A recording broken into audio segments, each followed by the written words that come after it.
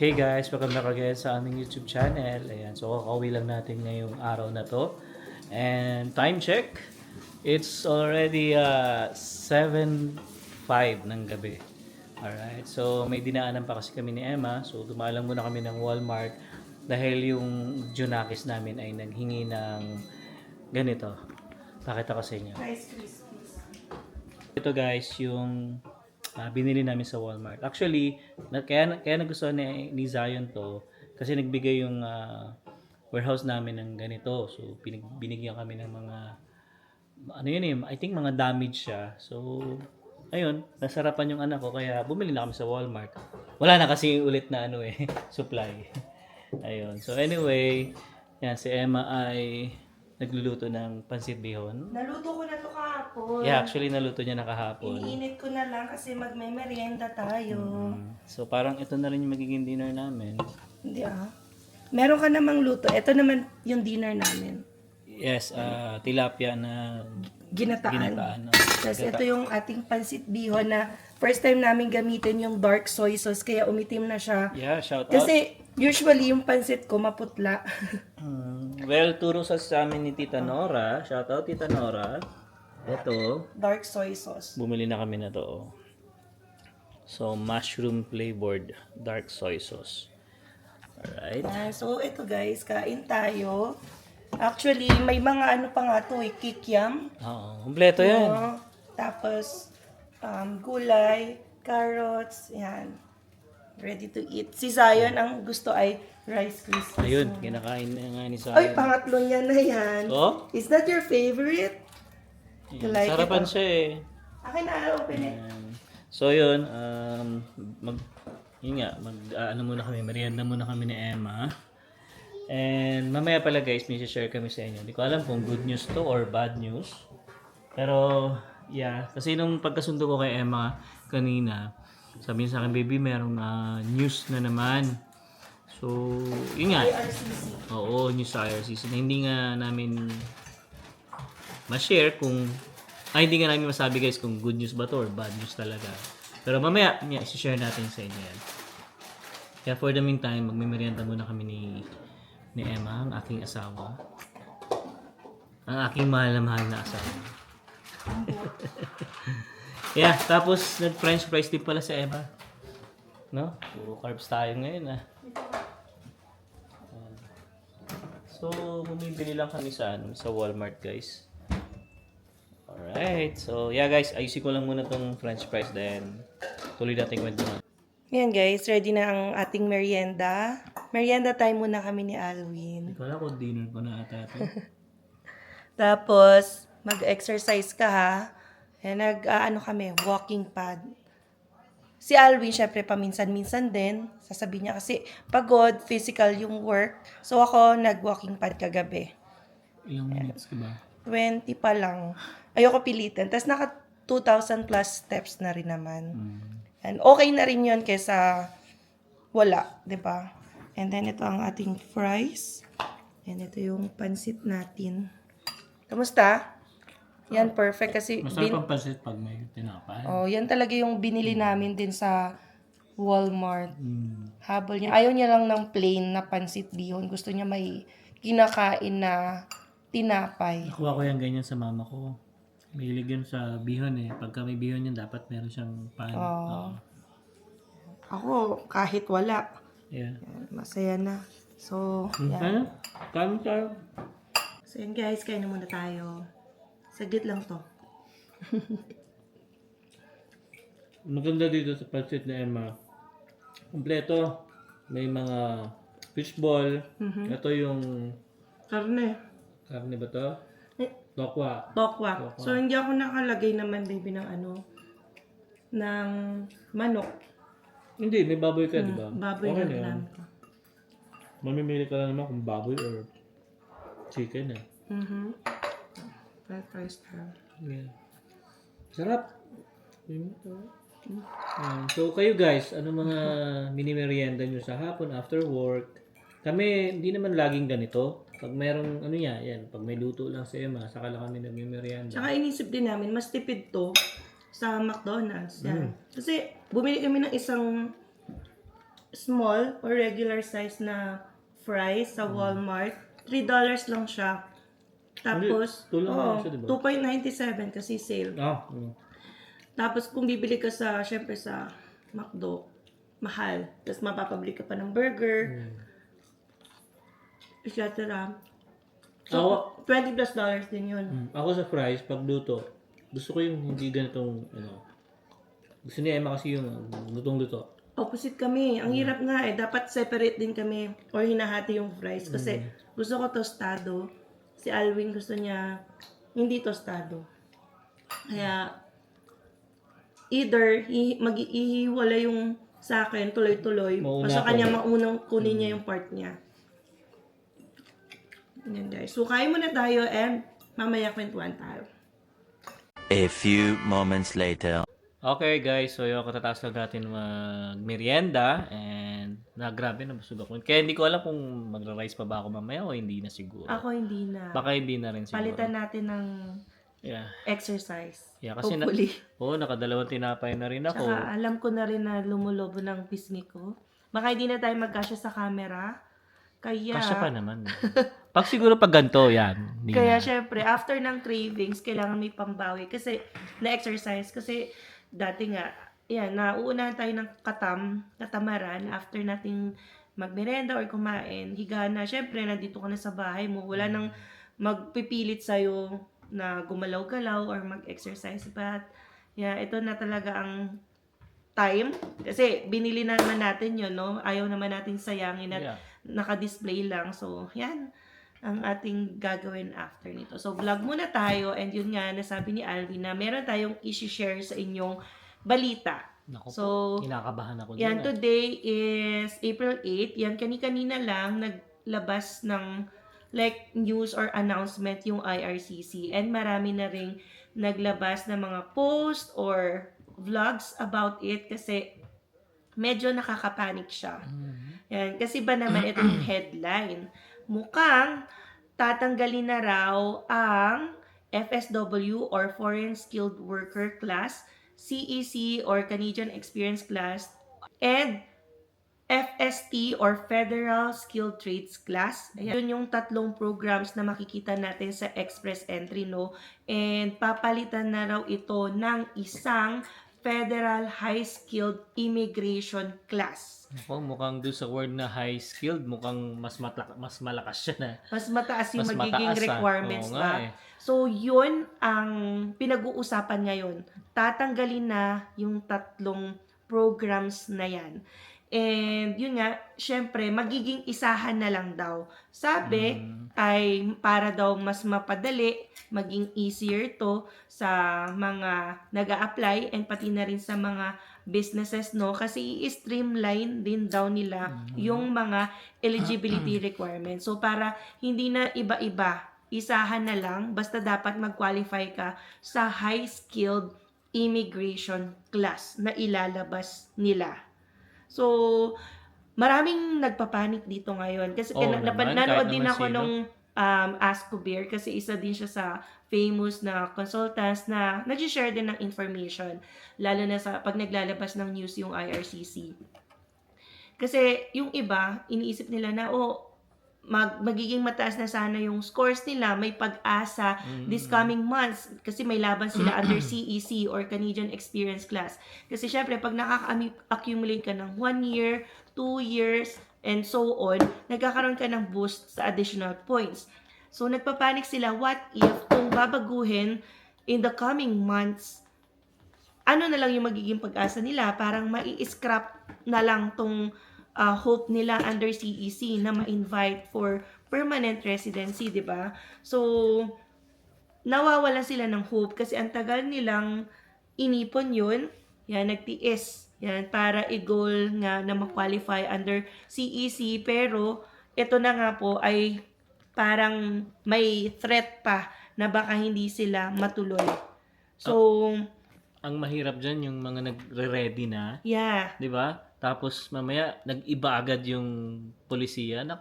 Yan. Pero Ano, yan, mahirap. gusto nating i-highlight na nasa proposal stage pa lang naman to. Okay. So, hindi ito i-implement na agad-agad. Like, in-announce ngayon, kinabukasan, wala na agad yung profile nyo sa Express Entry if ever qualified kayo sa FSW or CEC or FST. The IRCC will definitely give you time. Syempre, they need to be fair sa lahat ng mga nasa pool. Pero along the way, para ma-implement itong Federal High Skilled Immigration Class na ipapatupad nila, isahan na lang, ay yun nga, along the way, mawawala din yung mga nandoon sa pool. Okay. So, significant changes daw itong plano ng IRCC, sabi ng mga nagko-comment, kasi since 2015, nandito na talaga tong programs under Express Entry. Aminado din naman sila na medyo outdated na rin pati yung mga questions doon, yung mga requirements. Kaya ngayon daw, mas papadaliin, mas aayusin, babaguhin, pero magiging isang programa na lang siya. Kaya lang, di ba, yung baka may matanggal na occupation. Kung itatitle nila tong high-skilled immigration class, definitely may mga specific jobs silang gustong i-target to meet the labor market needs. So, napaka-konti pa lang ng details. Makikita nyo yung very short announcement ng IRCC sa kanilang website, no? Dealing about the proposed changes. And nandito yon na sasaloob sa kanilang Forward Regulatory Plan 2026 to 2028. Ayan, sabi nila, itong ginagawa nilang ito ay para daw sa ikabubuti ng Canadian economy, and magbe-benefit dito yung yan nga, ekonomiya ng Canada, pati na rin yung mga businesses. Yan, kasi mas makaka-attract talaga ito ng mga empleyado na kailangan currently ng Canada and ng businesses. Yeah, kawawa lang talaga dyan. Yung mga nagre-ready na nga talaga, no? Tapos biglang magbabago ng ganyan. So, Yes. yun yung problema. So, kaabang-abang talaga to, lalo na kung yung hope mo ay andito sa Express Entry, no, na ma-invite ka, makakuha ka ng ITA, di ba? So, sabi pa dito sa announcement nila, magkakaroon ng consultation with the stakeholders. Yan, this spring 2026, which is currently spring na. Spring na. Hindi lang naramdam dito guys sa Alberta. Parang winter pa rin. Pero guys, sinabi dito spring. Baka next week, in the next month, andyan na yung consultation with the stakeholders. So, sino ba yung mga stakeholders na kukonsultahin ng IRCC regarding this very big or significant changes sa Express Entry? So, definitely, yung mga taong maapektuhan. Ikaw, na nag-hope na madraw dito sa Express Entry, permanent residents, Canadian citizens, temporary residents, businesses, yung employer mo, everyone that has like stake or interest sa magiging changes ng Express Entry. So, kung gusto mong marinig ang iyong boses, yan, makapag-participate ka, abangan mo kung kailan yung final day or kailan to i-implement yung consultation. But definitely, mangyayari daw yan ngayong spring 2026. Nako po. So, yun guys, no? Kaya kailangan talaga more research pa rin, no? Kasi hindi talaga biro dito sa Canada ngayon. Dahil sobrang higpit talaga. Yes. Ayan, nagbabasa nga ako ng comments nga kasi nag-live yung fina-follow ko din na consultant. So, may mga nagko-comment doon na natatakot or nadidismaya kasi syempre, ang dami niya ng ginawang effort para mag-build ng scores. Nag-build siya ng scores sa language, sa education, sa work experience, kasi yun yung hinihingi currently ng Express Entry para makataas ka ng points. And then, magkakaroon siya ng fear ngayon na baka baguhin yung point system. Yeah. Kasi ano talaga significant changes talaga. Pwedeng yung current points mo ay hindi na ganyan yung points mo later on sa gagawin or na streamlined program. 'Di ba? Pwedeng mas mataas, pwede ring mas mababa. 'Di ba? So, affected talaga yung karamihan dito, lalo na sa mga nag-hope under those categories. Kaya talaga dapat nakatutok tayo sa mga susunod na balita. Kasi yan nga, since 2015, ganito na yung system ng Canada sa pag-i-invite ng potential permanent residents. And then yan, after more than 10 years, tsaka babaguhin, di ba? So, 2026 na ngayon. Kaya, I think yung mga agents din, yung mga consultants, hindi rin sila ready, nagulat din sila with this kind of announcement. Kasi, ang dami ng mga changes ng mga nakaraang taon, pero ito, Tapos ngayon, ito parang na hindi mo naman. maiisip na pati yung express entry ay mababago. But hopefully, this change is for the better. Let's remain hopeful kasi at least baka mas inaayos ito para mas maging pabor, lalong-lalo na sa mga nandito na. Kasi medyo disadvantage or hindi talaga nakakakuha ng enough points yung mga nandito na, nag-spend na ng maraming taon pero hindi sila makaangat ng points at hindi ma-invite. Siguro pwede nilang ayusin, dagdagan pa ng points as you accumulate more years of working here in Canada. We cannot tell, pero yan, di ba? There's hope. Malay Diba? natin. Malay natin. That's why, yun nga sabi sa news, please keep posted or updated. Magkakaroon din naman ng consultation with the stakeholders. Ako, ang best na nakikita kong solution talaga dito is French pa rin, baby. Yes. No? Parang hindi yun mawawala Oo. regardless of the change in Kaya- express entry or programs. Yeah, kaya kung sa tingin nyo medyo nag-aalangan kayo guys, try nyo mag-aral ng French. Kasi although mahirap talaga siya, pero kung isa sa puso nyo talaga, kakayanin yan. Yan, may mga ilan-ilan din naman tayong kaibigan na nag-aral na ngayon, yan, nagtitake ng French classes. Yan, kahit na sila ay talagang pagod na sa trabaho, yung utak nila ay natutuyot na daw, pero kailangan pa rin nilang matuto syempre ng French para pang-boost din ng kanilang scores. So, yun ang ating update, no? Grabe. Nagulat din ako kasi sa dami nang nangyayari ng mga changes dito, ay pati pala express entry programs ay mababago or babaguhin. 'Di ba? So, pinopropose na to guys. Again, para hindi magpanik ang lahat, although kailangan aware pa rin. Kasi at any time, pwedeng magkaroon na ng implementation after consultation. Still, kailangan nyo i-reassess yung ano yung mga points na meron kayo, asan kayo malakas, assess your like education background, work background, 'di ba? Kung saan kayo malakas, and then kung saan kayo mahina, boost it. Kasi kung magbago man to, at least alam mo kung saan ka lulugar o sa ilang points yung kaya mo pang iangat. Yes. So, yun lang guys. Siguro ang masishare namin ngayon. So, may idadagdag ka pa ba? Ayan, Or 'di ba? okay na? Yun lang naman, 'di ba? I mean, highlighting again yung Canadian Experience Class. Ito yung pwede kang ma-qualify for express entry kapag naka at least 1 year of Canadian experience ka na. And then, yung Federal Skilled Worker Program naman, kapag meron kang 1 year of continuous na skilled work experience abroad, for the last 10 years. And then yung Federal Skilled Trades Program naman, ito yung mga qualified trades persons na nag-work sa eligible occupations. So, if you belong to any of those programs, definitely pwede kang ma-invite under express entry. Syempre, ang labanan naman dyan ay score.